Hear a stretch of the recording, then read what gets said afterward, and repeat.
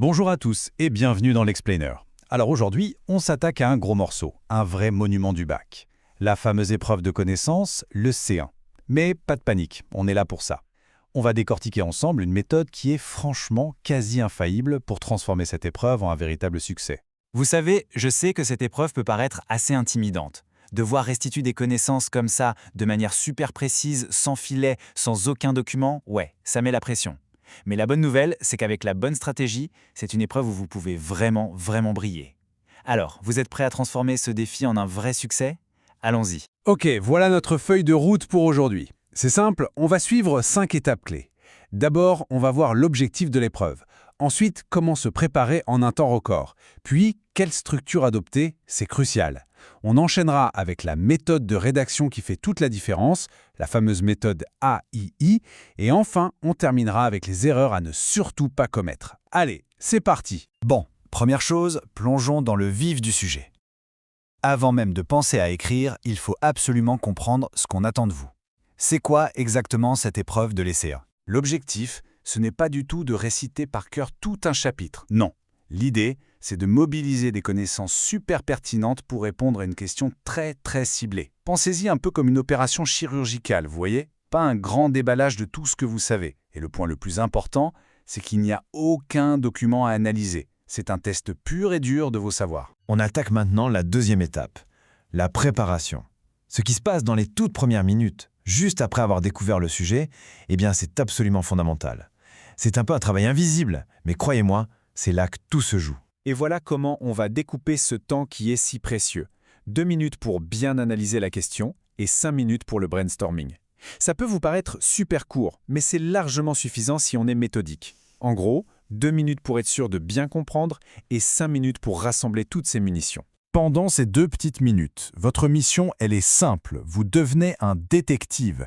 Vous scannez la question, vous repérez les notions clés, vous identifiez le chapitre concerné, éco, sociaux, Sciences Po, et surtout, vous reformulez la question dans votre tête, avec vos propres mots. C'est vraiment le meilleur moyen de vérifier que vous visez la bonne cible. Ensuite, place aux 5 minutes de mobilisation. Là, c'est le moment de tout jeter sur le brouillon. Les définitions précises, les arguments clés et surtout les exemples concrets. Pensez à des faits, des chiffres, des événements. C'est vraiment ça qui va donner du poids et de la crédibilité à votre réponse. C'est indispensable. Troisième étape, et celle-ci est hyper importante, la structure. Oubliez tout ce que vous savez sur la dissertation classique. Pour les C1, la règle d'or, c'est la simplicité. Il faut faire simple et efficace. Et là, attention, voici peut-être la règle la plus contre-intuitive, mais aussi la plus importante. Pour les C1, c'est non à l'introduction et non à la conclusion. On oublie ça. On va droit au but, on répond directement à la question, et une fois que c'est fait, on s'arrête. C'est direct, c'est efficace, et c'est exactement ce que les correcteurs attendent de vous. Votre plan d'attaque, il tient en une seule règle toute simple. 2 ou 3 paragraphes, c'est tout. Et pour chacun, le principe est limpide. Un paragraphe est égal à un argument. C'est cette structure super claire qui va vraiment faire toute la différence le jour J. Alors, la question c'est comment on construit ces fameux paragraphes parfaits? Eh bien, il existe une sorte de formule magique, une méthode qui est redoutable d'efficacité. Découvrons ensemble la méthode AEI. AEI. Pour affirmer, expliquer, illustrer. C'est vraiment aussi simple que ça. Chaque paragraphe que vous allez écrire doit suivre cette structure.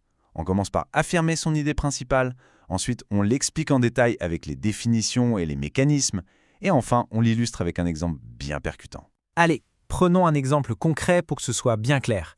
On commence par le A de AEI, affirmer. C'est votre phrase d'attaque, elle doit être claire, directe. En une seule seconde, le correcteur sait exactement de quoi vous allez parler. Juste après, on passe au E. Expliquer. C'est là que vous montrez que vous maîtrisez votre sujet. On définit les termes clés comme la PGF, on détaille le mécanisme, en bref, on donne de la substance, de la profondeur à l'affirmation qu'on a posée au tout début. Et pour finir en beauté, le I d'illustrer. Et ça, croyez-moi, c'est ce qui fait toute la différence entre une bonne copie et une excellente copie. Un exemple historique, un chiffre, un fait d'actualité, l'exemple de la machine à vapeur ici, ça ancre complètement l'explication théorique dans le monde réel. Ça illustre brillamment votre propos et ça prouve que vous maîtrisez vraiment votre sujet. On arrive à notre dernière section. et elle est tout aussi cruciale que les autres.